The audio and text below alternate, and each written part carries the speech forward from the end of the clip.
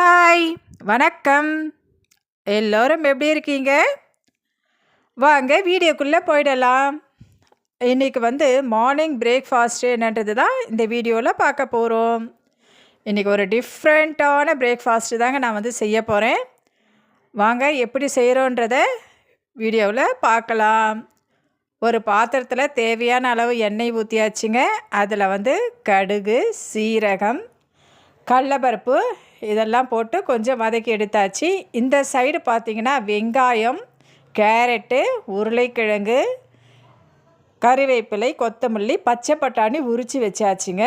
அந்த சைடு பார்த்திங்கன்னா சேமியாவும் சாஸும் வாங்கி வச்சாச்சு.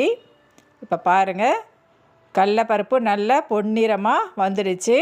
இப்போ இந்த டைமில் நம்ம என்ன பண்ணணும்னா, பொடியாக நறுக்கி வச்சுருக்கிற அந்த பச்சை மிளகாயை நம்ம சேர்த்துக்கலாங்க. அப்போது சேர்க்கும்போது நல்ல ஒரு வாசனை வரும். நீங்கள் கெஸ் பண்ணியிருப்பீங்கன்னு நினைக்கிறேன் நான் என்ன செய்ய போகிறேன்றது. பாருங்கள், சின்ன வெங்காயத்தை நல்லா உரிச்சிட்டு ரெண்டாக கட் பண்ணி அதில் போடுறேங்க. இந்த சின்ன வெங்காயம் போட்ட உடனே அவ்வளோ வாசனை வருது.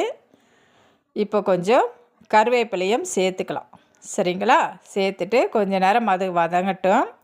இது நார்மலாக செய்யக்கூடிய டிஷ்ஷு தான் நினைப்பீங்க. அப்படி கிடையாதுங்க. நான் இன்றைக்கி ஒரு டிஃப்ரெண்ட்டாக செய்யலான்ட்டு இருக்கிறேன். அந்த சேமியா வச்சு பாருங்கள், கொஞ்சம் நல்லா வதங்கிடுச்சு.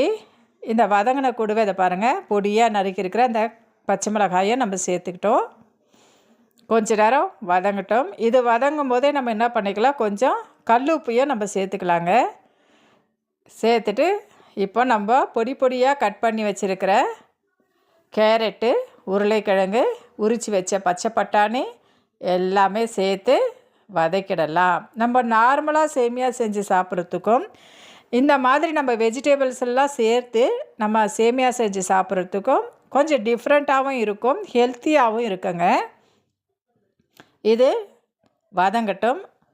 பாருங்கள், கல் உப்பு சேர்த்துக்கலாம்.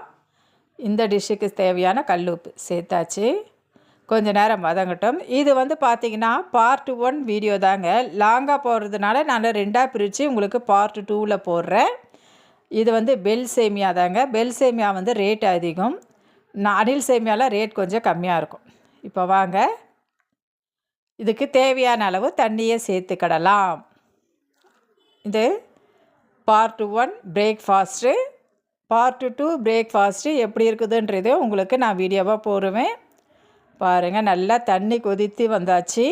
இப்போ உப்புலாம் கரெக்டாக இருக்கான்றதை பார்த்துட்டு நம்ம சேமியாவை கட் பண்ணிக்கலாம். இது தண்ணிலாம் பார்த்திங்கன்னா ஒரு தோராயமான அளவு தாங்க நான் ஊற்றிருக்கேன். அது எப்படி வருதுன்றதை உங்களுக்கு செகண்ட் பார்ட்டில் உங்களுக்கு வீடியோவாக போட்டுடுறேன். இப்போ வாங்க, எல்லா சேமியாவும் நான் அதில் சேர்த்துக்கிறேங்க. இந்த வீடியோ எல்லாருக்குமே பிடிச்சிருக்கோன்னு நினைக்கிறேங்க. பிரேக்ஃபாஸ்ட்டு ஒரு ஹெம்மியான பிரேக்ஃபாஸ்ட்டு, மசாலா பிரேக்ஃபாஸ்ட்டு. நீங்களும் இதை வீட்டில் ட்ரை பண்ணி பாருங்கள்.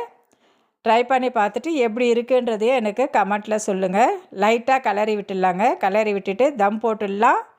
இந்த வீடியோ பிடிச்சிருந்தால் லைக் பண்ணுங்கள், ஷேர் பண்ணுங்கள், கமெண்ட் பண்ணுங்கள், சப்ஸ்கிரைப் பண்ணுங்கள்.